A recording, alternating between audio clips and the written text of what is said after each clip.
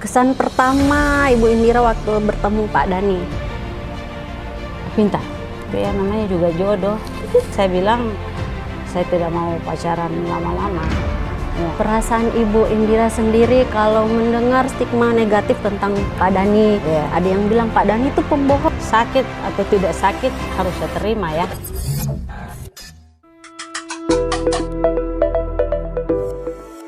Assalamualaikum warahmatullahi wabarakatuh. Ketemu lagi di Adama Bicara Adama, teman Adama. Kali ini kita bertemu tamu spesial narasumber kita pada pagi hari ini, seorang ibu tangguh, Ibu Indira Yusuf Ismail, istri dari Bapak Ramdan Dhani Pomanto. Sudah ada di samping saya. Ibu Indira, apa kabarnya? Alhamdulillah baik. Assalamualaikum warahmatullahi wabarakatuh. Waalaikumsalam warahmatullahi wabarakatuh. Ibu, aktivitasnya apa pagi hari sebelum berangkat bersosialisasi? Pagi-pagi seperti biasa, hari-hari kita itu kita mulai kalau Bapak udah bangun siapin sarapannya, ngobrol sebentar, Bapak siap-siap pergi. Saya kalau ada acara juga siap-siap, lihat dulu anak-anak karena sekarang pandemi ini anak-anak di rumah. Ya. Jadi tetap harus kita komunikasi dulu, kita kontrol juga dulu. Jadi buat sarapan dulu. Sarapan favorit Pak Dhani? Kalau di sini yang pasti ada pisang goreng, bubur, nasi kuning. Nasi kuning wajib itu, ya? itu selalu ada. Ya. Bapak sih orangnya tidak pilih-pilih, mau roti, ya apa yang ada. Dikit, ini masih banyak publik Makassar yang belum tahu ini awal pertemuan Ibu Indira dengan Bapak itu tahun berapa dan di mana? Bisa cerita sedikit?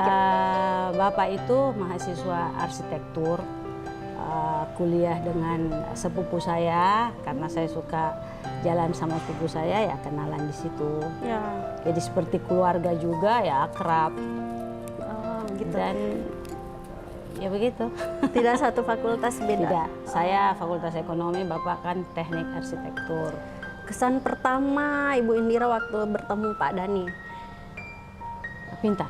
Pintar, langsung ada perasaan suka sama Bapak? Tidak, kita lama jalan-jalan ya. juga, tapi saya suka lihat kalau orang pintar. Ya, kemudian akhirnya memutuskan untuk berumah tangga dengan Pak Dhani itu alasan utamanya apa? Ya ini proses. Ya, jadi bertemu tidak langsung suka juga, Ya. tapi berjalan, suka jalan sama-sama sepupu saya, ya kadang-kadang ketemu. Ya. Tapi ya namanya juga jodoh. Alhamdulillah saya bilang jalan bersama. Saya cuma bilang bahwa saya tidak mau pacaran lama-lama. Lebih bagus langsung kalau memang jodoh. Ya. Lebih bagus Dan langsung. serius. Iya, Ya. serius. Dikaruniai 3 putri. 3 orang putri. Perasaannya atau suka dukanya hampir 20 tahunan bersama Pak Dhani itu apa saja? Kalau saya sih menjalaninya ya, seperti air mengalir saja. Saya santai saja. Ya, tentu kita tidak bisa pungkiri dalam kehidupan ini ada ya dengan segala persoalannya. Ya. Mau senangnya, mau pahitnya, sepanjang kita mau menjalani dengan sabar pasti ada jalan keluar. Kalau ada masalah, kalau tidak ada masalah kita santai saja, enjoy saja. Banyak orang melihat kan hari ini senang-senangnya saja ya, keberhasilan Pak Dhani bersama Ibu Indira. Banyak orang yang tidak tahu bagaimana peliknya perjuangan membangun rumah tangga itu. Iya, begitu kita mulai dari sama-sama kita, Bapak kan arsitek. Ya. Jadi ada konsultan, kantor konsultan, kita mulai membangun konsultan, kerja sama-sama kita jalani. Ya alhamdulillah sampai seperti saat sekarang. Bapak dikenal sebagai anak lorong Makassar. Memang dari dulu Ibu mengenal Pak Dhani itu memang tinggal di lorong? Iya, Bapak tinggal di lorong di sini, di Oh, Amirullah. Jadi saya setelah menikah ikut sama Bapak tinggal di lorong di Amirullah ini. Jadi memang anak lorongnya memang asli anak lorong. Orang nah. Iya. Luar biasa. Ibu ini kan sering ngobrol-ngobrol sama Bapak Ya. tentang Pilwali, tentang Ya. apa saja. Ada tidak pesan yang bekas dari Pak Dhani sebagai suami ke Ibu Indira sebagai seorang istri? Ya. Jadi Bapak memang memanggil saya dan anak-anak, Ya. meminta pengertian dari saya dan anak-anak bahwa Bapak akan maju, ya, mengikuti pilkada, baik itu pilkada pertama maupun yang sekarang. Jadi Bapak meminta anak-anak untuk paham dan tentunya mensupport perjalanan Bapak dalam mengikuti dunia politik ini. Alhamdulillah anak-anak mengerti dan saya pasti mengerti. Saya pasti mensupport, saya pasti mendukung. Dan bentuk dukungan Ibu memang terlihat nyata. Ibu ikut belusukan, kampanyekan Bapak.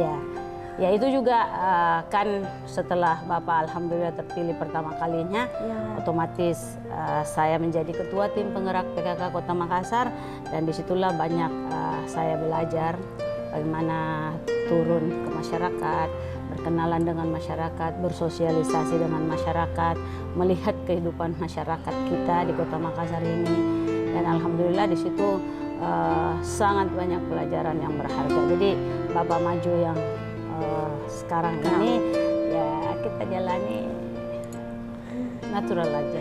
Bisa share ke teman Adama bagaimana sih gaya berkampanye ala Ibu Indira kalau turun bersosialisasi di... Ya tentunya kalau saya turun bersosialisasi menyapa masyarakat, mengingat kalau yang sekarang mengingatkan kembali masyarakat. Kalau saya sih bahasanya bahasa yang sehari-hari saja yang dipahami oleh masyarakat, dan saya tentunya pengen mengedukasi masyarakat. Jadi untuk pilkada apapun, pilkada di kota sini, saya meminta masyarakat untuk cerdas. Khususnya emak-emak Makassar. Ya, mau emak-emak, mau bapak-bapak, sama saja. Bagaimana cerdas melihat bahwa satu, ini pesta demokrasi, satu kali saja dalam 5 tahun, dan masyarakat memang harus mengenal siapa calon pemimpinnya. Jadi kalau saya turun, saya sampaikan, dan merdeka untuk memilih. Ya. Gitu. Jadi kalau dia tidak kenal, bagaimana dia pilih? Itulah paling penting bagi saya adalah mengedukasi. Ibu sering baca-baca berita Pilwali juga? Baca, kadang-kadang mengikuti perkembangannya. Baca, saya biasa dilarang. Jangan membaca Ibu, jangan, nggak apa-apa, saya baca aja. Di sosial media? Baca saja, nggak apa-apa. Orang pikir, tapi memang yang ini jadi anak-anak kan, sekarang kan informasi tuh tidak perlu dicari. Itu istilah saya, datang sendiri. Datang di hadapan kita. Datang terus, yang biasa bertanya-tanya anak-anak kan, Ibu kenapa begini? Jadi saya selalu menjelaskan apa adanya, supaya paling tidak yang harus saya beri pengertian yang pertama-tama itu adalah anak-anak. Akhirnya alhamdulillah anak-anak bisa mengerti bahwa oh seperti begini, saya baca saja. Nah, sama seperti saya biasa juga Bapak bilang tidak usah baca. Tapi kalau saya sih, saya senang aja baca seperti begini, apapun itu beritanya. Ibu, ini saya juga posisinya sama mirip-mirip, seorang istri juga, seorang ibu dari anak-anak. Perasaan Ibu Indira sendiri kalau mendengar stigma negatif tentang Pak Dhani, ada yang bilang Pak Dhani itu pembohong, Pak Dhani itu pengkhianat, pokoknya hal-hal yang negatif sering ditujukan ke Bapak. Perasaan Ibu sendiri mendengar itu seperti apa? Sakit atau tidak sakit harus saya terima ya. Jadi makanya kalau ada berita-berita dibully atau di apa, ya saya selalu melatih diri saya untuk ikhlas menerima. Dan itu saya sampaikan sama anak-anak.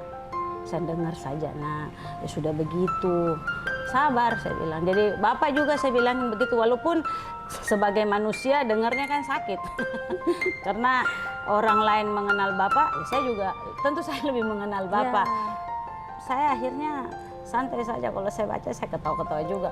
Biasa ibu bilang, kenapa kok ketawa-ketawa? Saya nggak apa-apa, memang begitu. Begitulah kehidupan. Jadi saya bukan tidak ini ya, tapi ya belajar menerima bahwa konsekuensinya seperti begini. Iya, public figure. Iya. Ya. Pasti Pak Dhani juga di balik sosok Pak Dhani yang kelihatan tangguh juga ada sisi-sisi yang naluri manusiawinya seperti itu. Bagaimana Ibu Indira hadir memberi kekuatan ke Pak Dhani untuk tetap kuat melangkah? Saya sih kalau kondisinya seperti begitu, saya juga kalau sekarang saya tidak, kalau Bapak pengen cerita ya Bapak cerita, saya tidak akan mendesak. Kenapa kalau dulu kan kenapa begini begitu. Tapi sekarang tidak. Kalau saya lihat seperti misalnya Bapak kan selalu telat masuk ke rumah kan, di rumah juga banyak tamu. Saya nggak pernah tanya kenapa tuh banyak tamu, nggak mau lagi saya belajar bahwa sudah begitulah. Jadi kalau dia masuk saya lihat dia siap-siap mau tidur, saya sudah tidak bertanya-tanya lagi, saya sudah langsung mengerti. Jadi ada sign-nya, oh tidak usah ditanya. Ya. Saya belajar mengerti saja. Saling memahami, saling menguatkan. Ya, gitu. Dan saya selalu bilang sabar dan berdoalah. Apalagi yang bisa kita lakukan selain sabar dan berdoa. Jadi enjoy saja. Selain Pak Dhani sebagai calon wali kota Makassar, secara pribadi Ibu Indira melihat sosok Dhani Pomanto itu seperti apa? Bisa digambarkan? Bapak itu family man, ya. Kami punya tiga anak perempuan, dan Bapak sangat dekat dengan anak-anaknya. Walaupun sekarang kesibukan Bapak itu luar biasa menurut kita, tapi anak-anak akhirnya harus mengerti. Memang saya kadang-kadang anak-anak protes juga. Kenapa ayah di mana? Bapak masuk rumah, anak-anak udah tidur. Bapak keluar rumah, anak-anak belum bangun. Kadang-kadang ayah di mana? Ayah terbang. Ayah di mana? Ayah ada tamu. Ayah di mana? Kayak begitu. Tetapi ya itulah, dengan suka dan tidak suka, dengan sendirinya anak-anak lebih jadi paham bahwa ayah sekarang begini. Walaupun ada juga rasa, ayah begini. Tapi saya mencoba memberi pengertian. Bapaknya juga kalau ketemu suka dia terek-terek anaknya. Jadi saya kira enggak masalah. Sekarang ada juga sisi-sisi humornya juga. Kalau mau komunikasi juga kan gampang. Ada HP, tidak seperti dulu kan. Sekarang alhamdulillah. Momentum Hari Pahlawan. Buat Ibu Indira, siapa pahlawan dalam hidup Ibu Indira? Pahlawan saya dalam hidup saya itu ibu saya. Ibu saya sangat, sebenarnya saya sangat tergantung sama ibu saya. Tapi ya takdir ibu saya lebih duluan pergi. Dan ya setelah saya berumah tangga, ada Bapak partner saya. Partner in crime, partner dalam segala hal, dalam suka duka ada Bapak gitu. Dan anak-anak. Ibu, terakhir dong pesan khusus untuk Pak Dhani Pomanto untuk kontestasi Pilwali Makassar kali ini. Ada pesan tersendiri buat Pak Dhani? Silahkan. Selamat berjuang. Semoga dengan kesabaran dan doa semuanya itu akan indah pada akhirnya, pada waktunya akan indah insya Allah. Kasih waktunya di tengah kesibukannya sudah bisa meluangkan waktu untuk ngobrol santai dengan Adama Bicara.